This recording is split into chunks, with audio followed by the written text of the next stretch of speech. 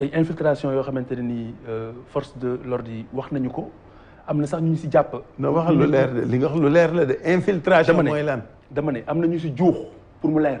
ah bon ci li kilifa yi wax. yow xam nga ñu fi juux. waaw déglu ma rek. man dañuy laajte. am na ñu si juux ci li kilifa yi wax bi juux bi amee am na si ñu jàpp ñu toll si fukk ak benn ñuy tudd seen bopp les forces spéciales lu mel noonu yow en tant que leader ban appréciation nga si am.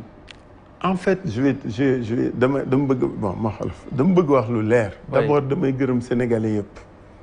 sant leen bu baax parce que le 8 c'était massif parce que autorisé nañ ñu c'était massif c'était clair tout le monde était là. ñu way fecc wax lu ñu wax ramasse salte bi sax dem ci ñu yoon. le 17 ñu bañ ko.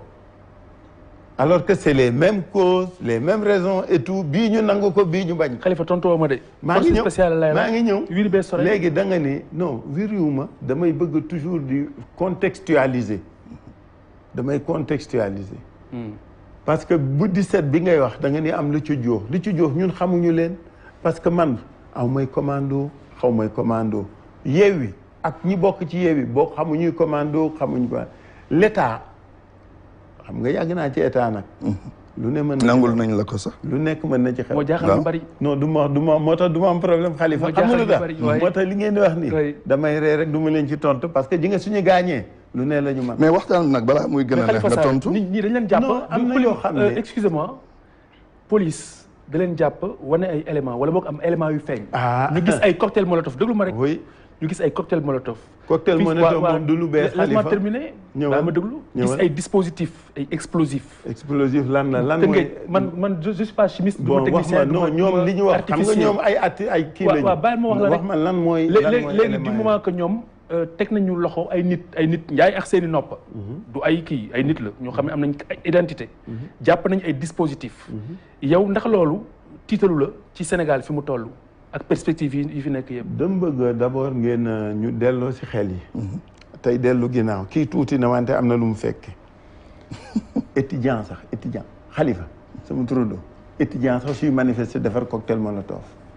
am naa ma amul dañ daan jël cox man maa la ko dàq defar. duma la ko séeréel. dam lay wax rek man maa la dàq defar cocktail ñun ñëpp jàng nañ nan la ñuy defalee cocktail. sooy dem nga nar jàmmaarloog ay lacrymogène yu lay lakk sa biir ak dóor ngay bëgg dee. amooy xeer tëmbal ko ci centrale électrique loolu beneen wax la. non kooku dañ ko wax.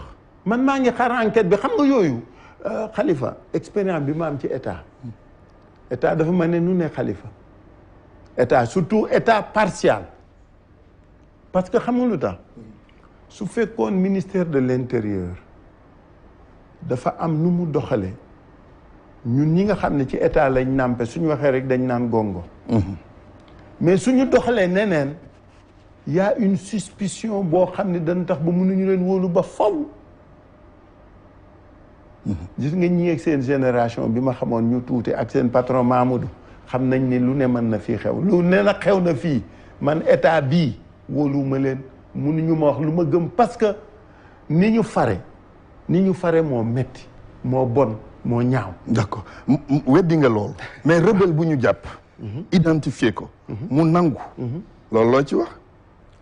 xam nga loolu c'est des faits. déglu ma xam nga sax dama sob sax. waxuñu infiltration non dama sob sax kii Antoine. Sénégal. waaw lépp nga ko mën a xeebe. lépp nga mën a xeebe Sénégal. waaw ba mu des information ak recherche information ak sécurité sans. renseignement général yi ma bëggul tudd daal. ba pare ngeen di me remettre en question. may ma rek. dama la bëgg wax ni waa jooju non xam nga léegi dafa yàqu léegi affaire dafa yàqu. d'accord waa jooju jóge Casamance. waaw ak ko xam Sénégal. su fekkee kooku li ñuy wax nekk la ci moom. mu mën jóge Casamance ba Grand Yoff. te kenn xàmmewu ko kenn jàpp ko kenn wax de ma ne. Khalifa Sall homme d'État nga xam nga ni ça se passe pas comme ça. non xam nga ni ça ne se passe pas comme ça. jaaykatam drogue bi nekk si koñ bi sax du ñu ne bëri rek jàpp ak. Khalifa kaay ma processus la xam nga. gis nga waa ji. suñu manifestation. man dama bëgg ñu wax en tant que républicain ñu bañ a wax waxi par parlo en tant que républicain la mooy sa sentiment. non dama bëgg bu ne la ay nit ñu ngi infiltré ay jàpp nañ ay kenn infiltré wuñu parce que waa jooju ji nga su ko loolu indi woon. ñun ñi xam état ak façon doxalin yooyu kenn du ko jàpp. d'accord su fekkoon looloo ko indi. Khalifa je te regarde les yeux dans les yeux kooku liñ ko ji ñëpp ni mën na ko doon na ko ak niñ ko jàppe ni mu yombe su fekkoon looloo ko tax jóg billahi wallahi taalaahi duñ ko jàpp. xam nañ doo mos a nangu d'accord. mais nañ jàll Khalifa kooku moom Khalifa. oui maa la wax ni kenn. man loolu nga laa interpellé de. xoolal xam nañ yow xam may tontu loolu rek nañ yow doo mos a nangu. léegi Khalifa. dans la même veine. oui yéen da ngeen appelé woon à un concert de casserole. oui et de klaxon. oui. deuxième fois bi. mais kenn topp leen. waaw mais non est-ce que loolu du échec. non kaay ma wax la non xam nga ne. échec la de. sa question bi c'est comparé biaisé kaay rek sa question dafa biaisé. comparé. non déglu ma rek. non xam nga bi mu la xam nga